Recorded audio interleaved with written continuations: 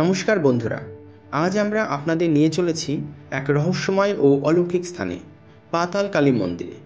চট্টগ্রাম শহর থেকে প্রায় 37 কিলোমিটার উত্তরে ঢাকা চট্টগ্রাম মহাসড়ক থেকে মাত্র 3.5 কিলোমিটার দূরে অবস্থিত চন্দ্রনাথ পাহাড়। এখানে প্রকৃতির কোলে লুকিয়ে আছে বহু প্রাচীন এই পাতাল কালী মন্দির।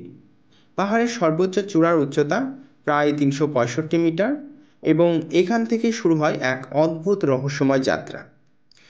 একটি লোককথা প্রচলিত আছে যে নেপালের এক রাজা স্বপ্নাদিষ্ট হয়ে পৃথিবীর 5 কোণে 5টি শিব মন্দির নির্মাণ করেন। এর মধ্যে চন্দ্রনাথ পাহাড়ের শিব মন্দির অন্যতম। ধর্মগ্রন্থ ও ইতিহাস মতে এখানে মহামণি ভার্গব বসবাস করতেন। অযোধ্যা রাজা দশরথের পুত্র রামচন্দ্র তার বনবাসের সময় এখানে এসেছিলেন। তারা এখানে আসবেন জেনে মহামণি ভার্গব এখানে স্নানের জন্য 3টে কুণ্ড সৃষ্টি করেন। এরপর যে কুণ্ডে মাতা সীতা স্নান করেন সেটিকে সীতাকুণ্ড এবং রাম যেখানে স্নান করেন সেটিকে রামকুণ্ড বলা হয়। তবে বর্তমানে কুণ্ডগুলি শুকিয়ে গেছে। ইটের দেওয়াল দিয়ে চিহ্নিত করে রাখা হয়েছে সেই স্থানগুলোকে। চন্দ্রনাথ মন্দিরের পাদদেশে রয়েছে উল্টা পাতালকালী মন্দির, প্রমোদেশ্বরী কালী মন্দির, ভোলানন্দগিরি সেবাশ্রম, কাছারি বাড়ি, গিরিশ ধর্মশালা, বিবেকানন্দ স্মৃতি পঞ্চবাটি, মহাশ্মশান ভবানী মন্দির, অন্নপূর্ণা মন্দির সহ আরও অনেক হিন্দু স্থাপনা। চন্দ্রনাথ মন্দিরে যাওয়ার পথে ব্যাসকুণ্ডের পশ্চিম পাড়ে এবং ভৈরব মন্দির বাম পাশে একটি বিশাল বটবৃক্ষ আছে। এটি অক্ষয় বট নামে পরিচিত। এখানে এলে রহস্যময় বিভিন্ন স্থাপনার দেখা মেলে। সবুজাভ শ্যাওলা পড়ে থাকা বিশাল বড় একটি পাথর হচ্ছে শিবলিঙ্গ।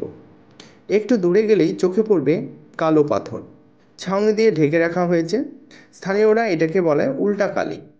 লোকশ্রুতি অনুসারে রামায়ণে বর্ণিত পাতালপতি অহিরাবণের পুত্র মহিরাবণ রামকে বলি দেওয়ার জন্য এখানে নিয়ে আসেন। মা ভদ্রকালী বা উল্টা কালীর নির্দেশে মহাবীর হনুমান এখানেই মহিরাবণকে বলি দেন। আরও বলা হয় যে সত্যযুগে যুগে অসুরবধের জন্য দেবতারা নাকি এখানে এসে চণ্ডীর যজ্ঞ করেছিলেন, যেখানে মানুষকে তারা বলি দিতেন দেবীর তুষ্টির জন্য। এই মন্দির আনুমানিক 5000 বছরের পুরনো। শম্ভুনাথ মন্দিরের উত্তর পাশে অন্নপূর্ণা ও বিষ্ণু মন্দির অবস্থিত। এখানে প্রতিদিন পূজা হয়। এই রাস্তায় রয়েছে বিশাল একটি শিলাখণ্ড। একে ছত্রশিলা বা সরস্বতী শিলা বলা হয়। বিরূপাক্ষ মন্দির থেকে চন্দ্রনাথ মন্দিরের দূরত্ব প্রায় আধ মাইল।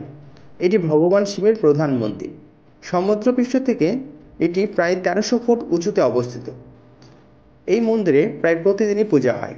শম্ভুনাথ মন্দির থেকে সামান্য পূর্ব দিকে গেলে চন্দ্রনাথ মন্দিরে যাওয়ার পথে বাম পাশে 30-40টি মতো সিঁড়ি রয়েছে।